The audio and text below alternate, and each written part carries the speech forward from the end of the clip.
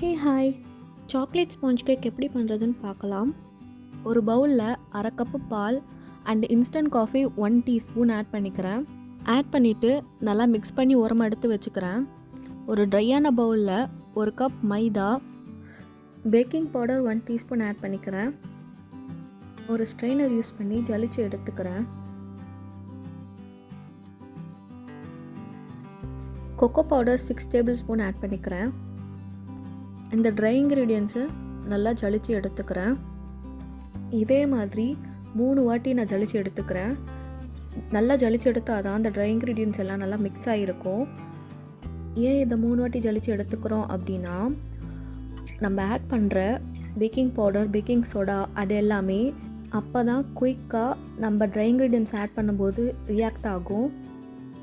ஒரு ட்ரையான பவுலில் 3 முட்டை நான் உடச்சி சேர்த்துக்கிறேன். இது எல்லாமே பெரிய சைஸ் முட்டை, அதனால் நான் 3 எடுத்திருக்கேன். நீங்கள் மீடியம் சைஸ் 4 எக் எடுத்திங்கன்னா சரியாக இருக்கும். முட்டையை ஆட் பண்ணதுக்கப்புறம் ஒரு பிஞ்சு உப்பு ஆட் பண்ணிக்கிறேன். ஒரு பிஞ்சு உப்பு எதுக்கு ஆட் பண்ணுறோன்னா, எக் ஸ்மெல்லை கம்மி பண்ணும். எலக்ட்ரிக் பீட்டர் யூஸ் பண்ணி எக்கை பீட் பண்ணுறோம் அப்படின்னா எப்போவுமே ஃபஸ்ட்டு ஸ்பீடில் தான் நம்ம ஸ்டார்ட் பண்ணணும். எக்கு கொஞ்சம் நல்லா பீட் ஆகி வரும்பொழுது நம்ம ஒரு இன்க்ரீடியன்ஸை ஆட் பண்ணணும். 1 டீஸ்பூன் வெண்ணிலா எசன்ஸ் ஆட் பண்ணி ஃபஸ்ட்டு ஸ்பீடில் தான் நான் இப்போ பீட் பண்ணிக்கிட்டு இருக்கேன். வெண்ணிலா எசன்ஸ் கம்பைன் ஆனதுக்கப்புறம் 1 கப்பு பவுடர் சுகர் ஆட் பண்ணிக்கிறேன். ஆட் பண்ணிவிட்டு ஃபஸ்ட்டு ஸ்பீடில் வச்சே நான் பீட் பண்ணிக்கிறேன். நான் ஆட் பண்ண பவுடர் சுகர் எல்லாமே கம்ப்ளீட்டாக மிக்ஸ் ஆனதுக்கப்புறம் தான் நான் ஸ்பீடு இன்க்ரீஸ் பண்ணுவேன். டார்க் பேல் எல்லோ கலரில் வரும்பொழுது நம்ம ஸ்பீடை 5 இன்க்ரீஸ் பண்ணிக்கணும். உங்களது ஹையஸ்ட் ஸ்பீடு 5னா 5ல் வச்சுக்கோங்க, 6னா 6 வச்சுக்கோங்க. எது ஹையஸ்ட்டோ அதில் வச்சுக்கணும். ஹையஸ்ட் ஸ்பீடில் வச்சு பீட் பண்ணாதான் ஏர் பபிள்ஸ் எல்லாம் ஃபார்ம் ஆகும். கன்சிஸ்டன்சி எப்படி இருக்கணும் அப்படின்னா, சாஃப்ட் ரிப்பன் கன்சிஸ்டன்சியில் இருக்கணும். எண்ணெய் 2 டேபிள் ஸ்பூன் ஆட் பண்ணிக்கிறேன். ஆட் பண்ணிவிட்டு சும்மா ஒரு 20 செகண்ட்ஸ் ரன் பண்ணிக்கிறேன் பீட்டரை.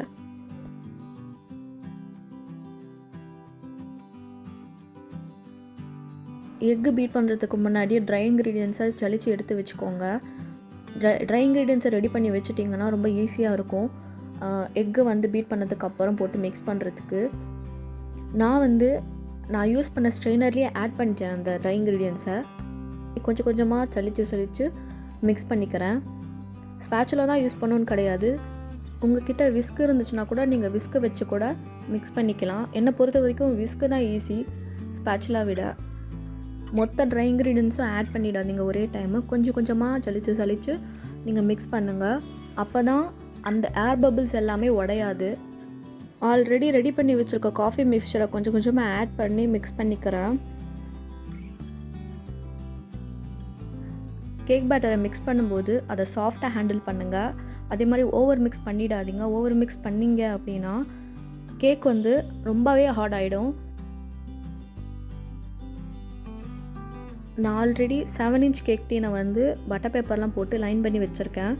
அதில் நான் ப்ரிப்பேர் பண்ண பேட்டரை ஆட் பண்ணிவிட்டு ஆல்ரெடி ஓவனை 10 நிமிஷம் 170 டிகிரி செல்சியஸ்க்கு நான் ப்ரீஹீட் பண்ணிட்டேன். அதில் வச்சு 30 to 35 நிமிஷம் பேக் பண்ணி எடுத்திங்கன்னா சாஃப்டான சாக்லேட் ஸ்பாஞ்ச் கேக் ரெடி ஆகிடும்.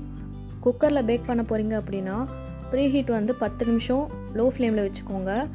அதே மாதிரி கேக் பேட்டர் உள்ளே வச்சுட்டு 35 நிமிஷத்துலேருந்து 40 நிமிஷம் பேக் பண்ணி எடுத்துக்கோங்க.